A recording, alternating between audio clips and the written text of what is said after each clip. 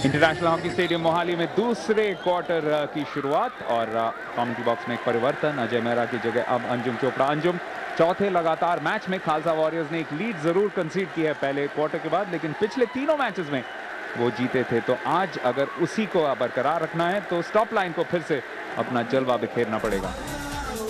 जी हाँ, बिल्कुल बिखेरना पड़ेगा। यहाँ पर अभी तक प्रदर्शन यूनाइटेड सिंग्स की स्टॉप लाइन का आकर्षक रहा है, बट आज स्टॉप लाइन अगर रखा तो अगर इसकी बात करें तो सेम चीज नहीं कह सकते। खासतौर पे गोपी मान की ये आई थिंक तीसरा गेम है जो पहले क्वार्टर में एक भी सक्सेसफुल स्टॉप नहीं कर पाए। सो कोइंसिडेंस भी हो सकता है ये, या ये एक स्लो स्टार्ट भी हो सकती है, बट क्या यहाँ पर वो बदलाव हो सकता है वो देखना जरूर रहेगा।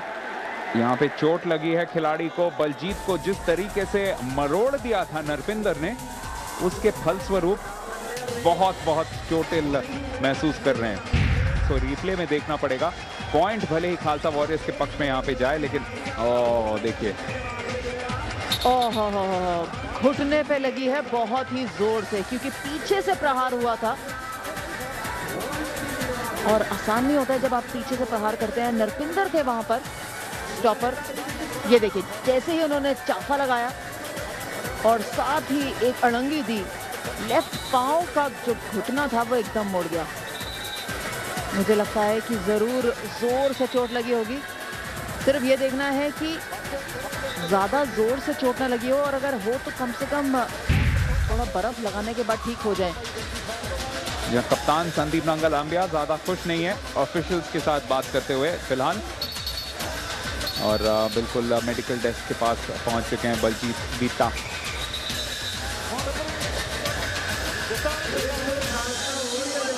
तो यहाँ पे एक स्टॉप पॉइंट मिलेगा खालसा वॉरियर्स को और अगली रेड के लिए निकल पड़ेंगे उनके रेडर जसमनप्रीत राजू। उन्हें रोकने का प्रयास लेकिन नाकामयाब, यानी अब स्कोर बराबरी का। तो खालसा वॉरियर्स अपने आदत के मुताबिक मैच में वापसी करती हुई।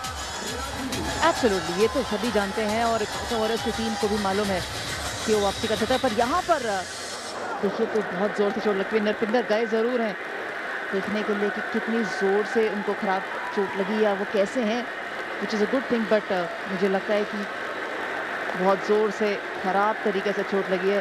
सिर्फ यही है कि इन्होंने डैमेज ना किया हो ताकि वापस जल्दी आ पाए खेलने के लिए इस मैच में या अगले में। यहाँ पे पॉइंट लेके जाते हुए लवप्रीत सिंह संघा, जिन्हें कहा जाता है नीना ट्रोली।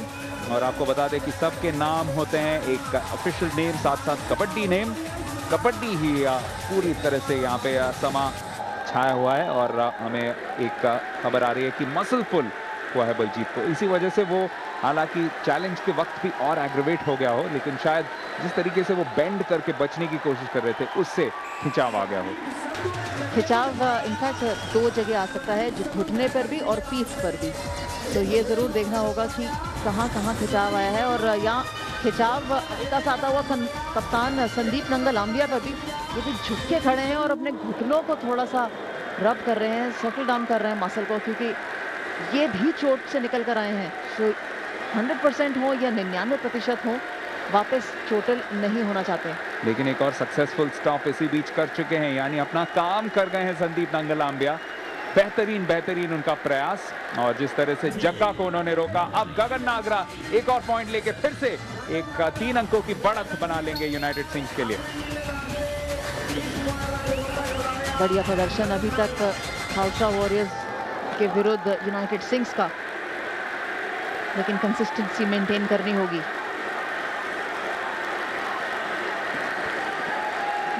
अंजुम, आप प्रोफेशनल स्पोर्ट्स पर्सन रह चुके हैं, आप इस पे ज़्यादा बेहतर रोशनी डाल पाएंगी कि जब उमस हवा में ज़्यादा हो तब खासकर मांसपेशियों में ज़्यादा खतरा रहता है खिलाड़ियों के लिए।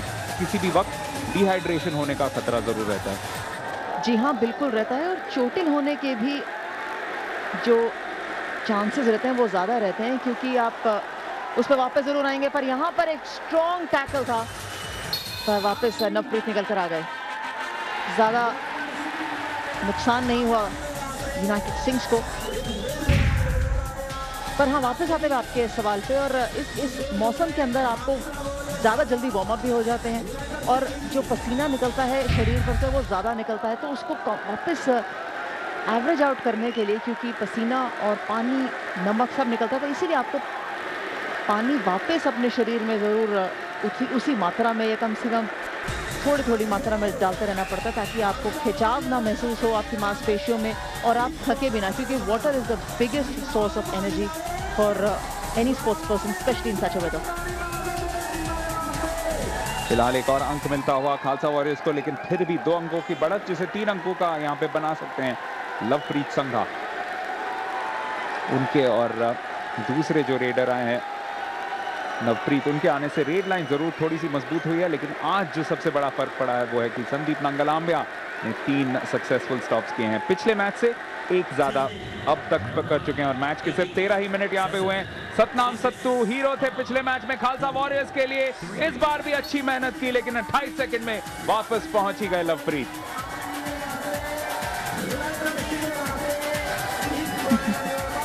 इसे बतलाने की जरूरत नहीं है, क्योंकि ये साफ तौर पे यही दर्शा रहा है कि किसको सपोर्ट कर रहे हैं।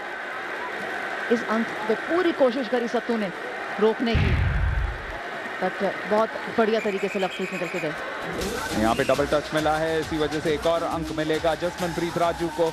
वो भी एक बहुत बड़े स्टार बन के उभरे हैं और शायद इसी वजह से खालसा वॉरियर्स की टीम के इतने फैंस हैं, क्योंकि आप जहां भी देखें, जिधर भी देखें, हर पोजीशन में कई बड़े खिलाड़ी हैं। गुरमीत, गगन जैसे रेडर्स, साथ साथ जो युवा खिलाड़ी हैं, जसमनप्रीत राजू हो या युवराज जग्गा हो।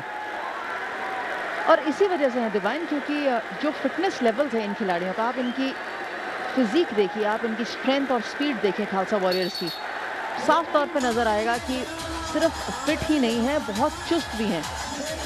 और उसी वजह से जो अटेंशन लेवल है, कंसंट्रेशन लेवल है, स्पेशली गोपी मानकी की अगर हम बात करें, जिन्होंने अभी ये स्टॉप किया गगन नागरा को बाहर धक्का देके, they actually stand for a perfect strong physique and a fit team। इसी वजह से जो कंसिस्टेंसी है जीतने के लिए भी, वो सबसे ज़्यादा खालसा वॉरियर्स के पास है। ऐसे ही आप चैंपियन नहीं बनते, चैंपियन बनना फिर भी आसान है, लेकिन उसको मेंटेन करना लगातार तीसरे या 10वें हफ्ते में, वो बहुत बड़ी बात है। और एक बार अगर गोपी मानकी ने कारनामा करके दिखाया, तो दूसरी ओर संदीप नांगलांबिया कैसे पीछे रहेंगे। बेहतरीन जद्दोजहद, पहुंच ही गए युवराज जग्गा का अच्छा प्रयास। इसे कहते हैं कबड्डी, इसे कहते हैं जीवन। आप बिल्कुल आखिरी लम्हे तक, आखिरी सांस तक हार नहीं मान सकते। जी हाँ, नहीं हार मानी जग्गा ने, ना संदीप ने। दोनों ही बेहतरीन खिलाड़ी हैं अपने अपने क्षेत्रों से और अपने अपनी टीमों से। यहाँ जग्गा जो स्टार रेडर हैं, पहले अपने आप को पहुंचाने लगे, लेकिन इतनी जोर से जाफा लगाया हुआ था संदीप ने कि निकल नहीं पाए, लेकिन रियलाइज किया कि समय है, थोड़ा सा और खींचातानी करेंगे तो दाहिने हाथ से टच कर सकते हैं। और इसी के साथ ही इसी क्वार्टर में दूसरी बार स्कोर बराबरी पर। गोपी मानकी फिर से कोशिश कर रहे हैं, धक्का देंगे कि नहीं, लेकिन उससे पहले ही बच निकले। यानी अब फिर से 1 अंक की बढ़त यूनाइटेड सिंग्स के पास। जी हाँ, हम भी बहुत खुश हैं मोहाली में आके। बहुत बेहतरीन माहौल रहा है, बहुत बेहतरीन स्टेडियम है ये इंटरनेशनल हॉकी स्टेडियम। और खासकर मेरे दोनों जो को कमेंटेटर्स हैं, वो तो इस इलाके में आते ही उनके चेहरे की मुस्कान डबल से डबल हो जाती है। जी हाँ, ये शहर है इतना बढ़िया, और अगर मौका जरूर लगा तो वे वर्ल्ड कबड्डी लीग वापस जरूर आना चाहेगी। हालांकि उस पर कोई निर्णय नहीं है, ये हमारी सिर्फ उम्मीद है, पर अगर वापस आए तो बहुत बढ़िया रहेगा। यहाँ पे जगदीश यानी दीशा की बेहतरीन पकड़, गगन जोगेवाल की दूसरी असफल रेड इस मैच में, और ये एक और करिश्माई खिलाड़ी हैं, लेकिन आज उनका जादू नहीं चला है। जगदीश सिंह, जिन्हें दीशा भी कहते हैं, स्ट्रॉन्ग पकड़ दिखाते हुए और अपने कप्तान की मदद भी करते हुए, जैसे you hunt in pairs. Sandeep नांगलांबिया के साथ साथ आज जगदीश, जिन्हें दिशा पेट नेम कहा जाता है, कबड्डी नेम कहा जाता है, वो रोकने में कामयाब हुआ। कोई छोटे मोटे खिलाड़ी नहीं है, ये स्ट्रॉन्ग खालसा वॉरियर के रेडर हैं, जिनको हम गगन जोगेवाल भी कहते हैं। जी हाँ, गगन जोगेवाल पिछले मैच में जो कि यो टाइगर्स के खिलाफ था, उसमें नहीं खेले थे, लेकिन कुल मिला के इस मैच के परफॉर्मेंस को अगर आप जोड़ लें तो 164 सक्सेसफुल रेड्स कर चुके हैं, और उन्हें इस 164 रेड्स के लिए सिर्फ 183 अटेम्प्ट चाहिए हुए हैं, यानी 90 से भी ज्यादा उनका स्ट्राइक रेट। यहाँ पे धक्का देने का प्रयास, लेकिन 1 तो 30 सेकंड के अंदर पहुंचे और बहुत अच्छी तरीके से अपने डायरेक्शन को बदला, लेकिन सत्तू यहाँ पे एक रेफरल मांगते हुए। और रेफरी ये बताते हुए कि यहाँ रेफरल जो मांगा है वो खालसा वॉरियर्स ने मांगा है और इस मैच का पहला रेफरल अभी तक जाता हुआ खालसा वॉरियर्स के लिए। पूछ रहे हैं कि क्या ये अंक जरूर खालसा वॉरियर्स को नहीं मिलना चाहिए था और इसी वजह से सत्तू पूछ रहे हैं कि उन्होंने ही धक्का दिया था मैदान से बाहर, से क्यों ना वो अंक दिया जाए। तो देखना यह है कि क्या मैदान से बाहर गए भी थे या नहीं और डबल टच का अंक यूनाइटेड सिंह को मिलना चाहिए या नहीं।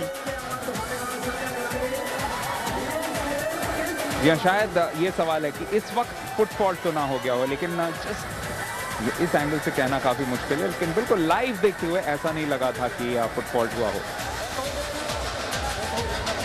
I think the previous camera angle also will indicate, which is what going to show. The previous replay that we showed or that we actually got to see was probably also giving a good indication whether the foot fault actually happened or not.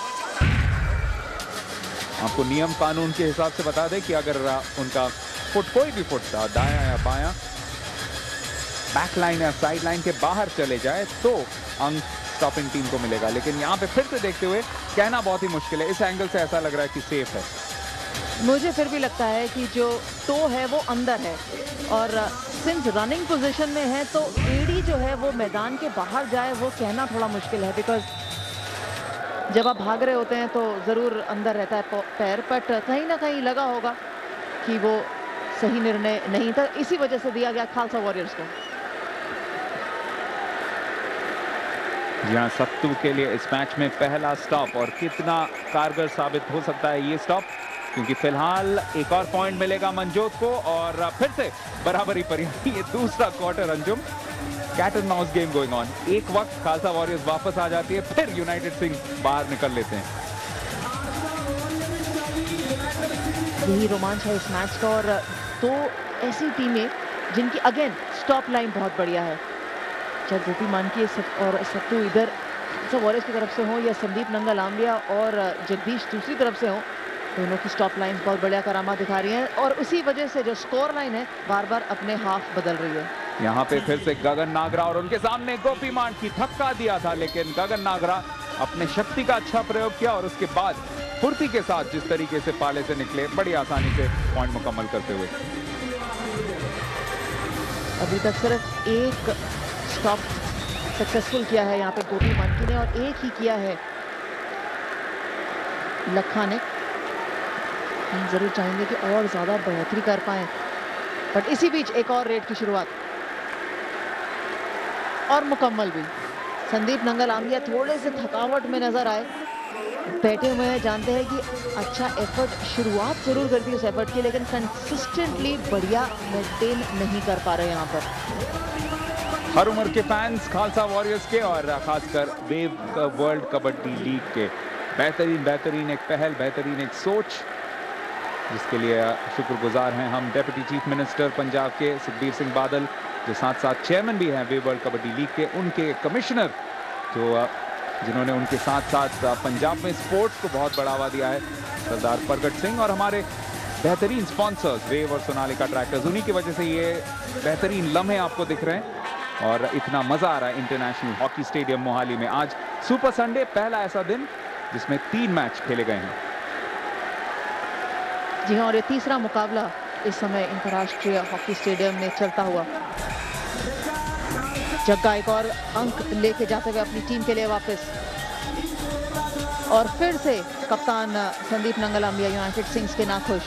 मुझे ऐसा लगता है कि संदीप अपने ऊपर ज्यादा दबाव लेते हैं, कप्तानी का भी और अपने प्रदर्शन का भी। प्रदर्शन ऑफकोर्स हर खिलाड़ी चाहता है कि बेहतरीन होना चाहिए, पर जैसे उनके ऊपर कप्तानी आती है और आप उसको दोहरी रिस्पॉन्सिबिलिटी के साथ दबाव समझें, तो कहीं ना कहीं आप ज़्यादा दबाव अपने खेल के ऊपर डालना शुरू कर देते हैं।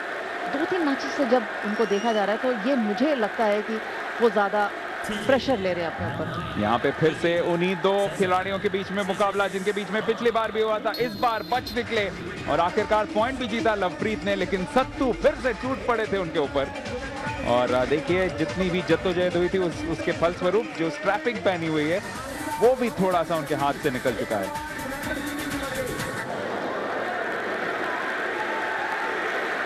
26-27 वापस यूनाइटेड सिंग्स के पक्ष में, मतलब टक्कर का मुकाबला चलता हुआ यहाँ पे हल्का नहीं ले सकते, लेकिन जब तक संदीप नंगलांबिया सामने हैं तब तक कोई भी सामने अपने आप को हल्का नहीं समझेगा। लेकिन गगन बहुत ही तेज है, गगन जोगेवाल, ये अपना रेड बहुत ही कम है जब मिस करते हैं और आज 2 बार मिस कर चुके हैं। पिछली बार भी मिस किया था, इसी वजह से इस बार ऐसा लगा जैसे अंग्रेजी में जिसे बोलते हैं he had a point two prove. इसी तरीके से दौड़ते हुए गए संदीप नंगलांबिया के सामने से। और संदीप ऐसे स्टॉपर हैं जिनमें गति उतनी नहीं लेकिन शक्ति जितनी है, उसके वजह से आधे से ज्यादा स्टॉप्स मुकम्मल कर लेते हैं। यहाँ पे दूसरे गगन, यानी दोनों 2 नंबर, दोनों गगनदीप सिंह, 2 नंबर की जर्सी, और आसानी से पॉइंट लेके भी जाएंगे। गोपी मानकी ने कोशिश अच्छी की थी लेकिन फिर से यूनाइटेड सिंह 1 अंक से आगे। गोलू गनौर अभी तक नजर नहीं आए जरूर थे, शुरुआत करी उन्होंने, 2 रेड्स जरूर डाली, तो उसके बाद उनको देखा जरूर गया है रेड लाइन में, पर आए नहीं है रेड करने के लिए। हो सकता है कि उनको रोक भी रहे हों क्योंकि लंबा गेम है, गर्मी और उमस का मौसम बहुत ज़्यादा है बाहर, तो हो सकता है कि अपने 3rd क्वार्टर में उनको ज़्यादा मौका मिले। यहाँ पे मनजोत के सामने गुरिंदर बहुत अच्छी कोशिश करते हुए जरूर, लेकिन आसानी से आखिरकार पॉइंट मुकम्मल भी किया और अपने 100% रिकॉर्ड को इस मैच में बरकरार रखते हुए मनजोत सिंह। इमेज जरूर वो जज्बा है जो कि साफ दिखाई देता है उस तरीके से। पिछले मैच में चोटिल हुए थे लेकिन फिर भी एड़ी चोटी का जोर उस मैच में ही नहीं बल्कि आज के मैच में भी लगाते हुए मनजोत सिंह नंबर 8 खालसा वॉरियर्स के। Khalsa warriors wave world kabaddi league के फिलहाल टेबल टॉपर्स और लगभग 1 पांव डाल चुके हैं सेमीफाइनल्स में। अगर आज जीत जाए तो एक और कदम उठाएंगे सेमीफाइनल्स में जगह पक्की करने की ओर। अनडाउटेडली आई थिंक बाकी निचले क्रम की टीमों को बहुत ही मेहनत करनी होगी कि वो इनके आंकड़ों को बीट करें जहां पर ये अभी हैं, और जिस तरीके से कह सकते हैं कि table toppers an easy road to the semifinal. अगर यहां से हर मैच हारना भी शुरू करेगी खालसा वॉरियर्स की टीम तो भी एटलीस्ट 3रे या 4थे पायदान तक तो बिल्कुल रहेगी।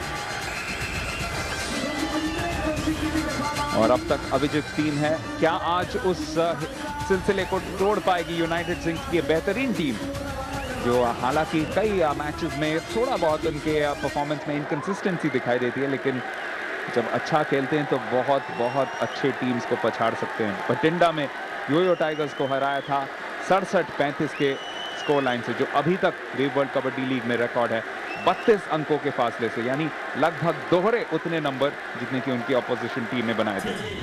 लेकिन उसको मुकम्मल करने के लिए यहाँ पे रेड कंप्लीट करना पड़ेगा, जो कि कर भी लिया थोड़ी मुश्किल के साथ, लेकिन आखिरकार बड़े अच्छे अंदाज में। जी हाँ, बहुत चौकन्ने थे लवप्रीत, जानते थे कि जो स्टॉप लाइन है वहाँ कोने से लखा उनके ऊपर कूदने की कोशिश कर रहे हैं, तो उसके चौकस थे और वापस आने में कोई ज़्यादा मुश्किल का सामना नहीं करना पड़ा। अब फिर से जग्गा रंधावा रोकना चाहते थे उन्हें, जग्गा खेरा जिनके छोटे भाई पिंदा खेरा खेलते हैं खालसा वॉरियर्स से, लेकिन आज के मुकाबले में मौजूद नहीं है, वरना 2 भाइयों के बीच में मुकाबले कई देखने को मिले हैं वेव वर्ल्ड कबड्डी लीग में। और आजकल आज के खासकर दूसरे मैच में एक ही टीम से खेल रहे थे लाहौर लायंस के 2 कजन, और दोनों डोगर पूरी तरह से मैच में छाए हुए थे। जी हाँ, एक को wave man of the match मिला जो कप्तान है अकमल डोगर, और उन्हीं के कजन ब्रदर को स्टॉपर ऑफ द मैच का खिताब दिया गया, मोहम्मद असलम डोगर। तो कजन्स इन द फ्रे एंड ब्रदर्स इन द फ्रे, और क्यों ना हो, अगर कबड्डी इतनी बढ़िया तरीके से विश्व भर में खेलेगी और इंडिया के अंदर खेलेगी तो यकीनन one will get the better of the other. आदत अनुसार बेहतरीन फाइट बैक की है खालसा वॉरियर्स ने इस दूसरे क्वार्टर में, जिसका आखिरी रेड अब देखने को मिलेगा। गगन जोगेवाल अगर इसे मुकम्मल कर लें तो बिल्कुल बराबरी के स्कोर पे खत्म होगा पहला हाफ, लेकिन यहाँ पे यूनाइटेड सिंग्स के लिए भी मौका है क्योंकि गगन आज पूरी तरह से 100% रिकॉर्ड में नहीं रहे हैं, 2 बार मिस कर चुके हैं। यहाँ पे जग्गा खेरा क्या उन्हें रोक पाएंगे, धक्का, लेकिन काफी फीबल अटेम्प्ट, आसानी से 31-31। ये 10 से 12 सेकंड से ज्यादा समय नहीं लेते अपने रेड कंप्लीट करने के लिए, ये इनकी खास बात है, और किसी भी कप्तान